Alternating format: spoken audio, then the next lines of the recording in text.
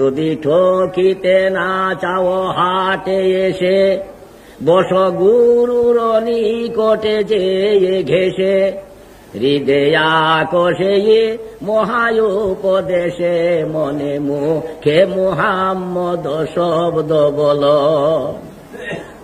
দুনিয়ার কুকুরকে যদি বাঁচতে চাও, ভবরূপ হাটের থেকে হাটের যদি তুমি সেই কুহুকে না পড়ো, এর থেকে যদি বাঁচতে চাও তাহলে জামানার কামেলের কাজ ঘেঁষে বসো। যদি ঠকিতে না, বড় পকেট মারা কিন্তু দুনিয়াতে, কারণ সবচেয়ে বড় পকেট মারা হইল শয়তান। এ কোনখান থেকে পকেট মারি নিয়ে যাবে আপনি টেরো পাবেন না। আমি দেখেন, আমি শুনছি যে এই যে ব্রিটিশ জামানায় তখন এই যে ময়মনসিংহ টাউনে আসছিল এক ম্যাজিশিয়ান। সেই ম্যাজিশিয়ান ম্যাজিক দেখাবে বেলা 10টার সময়।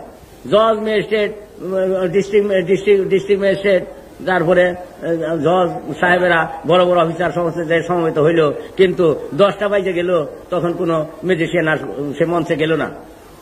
10টা, সোয়া 10টা, 10:30, তখন সবাই মনে করছে যে এই লোক কোন খারাপ লোক, হয়তো সে কোন পলায় চলে গেছে। কিন্তু 10:30 বাজে সব চলে যায়। তখন এমন সময় বুটজুতা পায়ে দিয়া একবার দমদমায় স্টেজে যেয়ে উঠলো একটা লোক। তখন বলে যে আপনি কে? আমি ম্যাজিশিয়ান। কয়টার সময় মিউজিক দেওয়ার কথা ছিল? যে 10টার সময় মিউজিক দেওয়ার কথা ছিল। এখন কয়টা বাজে? যে এখন 10টা বাজবার 10 মিনিট বাকি আছে।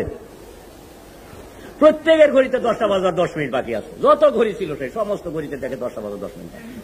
কিন্তু কিছুক্ষণ ওই চোখ দিয়ে দেখছে যে 10:30 বাজে, আর ম্যাজিশিয়ানকে ধইরা বাইরাবে, মারবে, এই তো কিছুক্ষণ আগে দেখছিল। কিন্তু যখন ম্যাজিশিয়ান বলল যে 10টা বাজবার এখন 10 মিনিট বাকি, যত ঘড়ি ছিল সমস্ত ঘড়ি 10টা বাজবার 10 মিনিট। দেখেন, সামান্য একটা ম্যাজিশিয়ান আপনি সেই 10:30 ঘরের কাটা দেখাই দিল 10:15 সময়, সেই 10:15 ঘরে এনে দেখাই দিল। আর শয়তান, ইন্না শায়তানুল ইনসানা আদুউম মুবিন, শয়তান এর চেয়ে বড় ম্যাজিশিয়ান।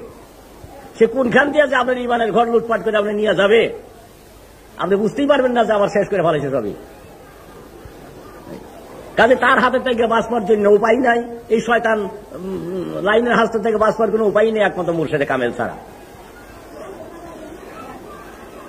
তাই জামানের শ্রেষ্ঠ কামেল, শ্রেষ্ঠ আবদাল খাজা বাবা যিনি তাওয়াজ্জুর বলেতে আপনাদের দেলের ময়লা ছাইরা দেল 14 রাত্রির পূর্ণিমার চাঁদের মতো উজ্জ্বল হইতেছে, দেল তাজা হইতেছে।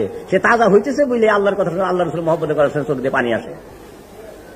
যদি তাজা না হইতো, শুকনো মাটিতে কোনো ফসল হয় না। চৈত্র মাসের কোনো বীজ বপন করলে সে ফসল হয় না, যেহেতু তখন মাটি মারা যায়, মাটি শুকিয়ে যায়।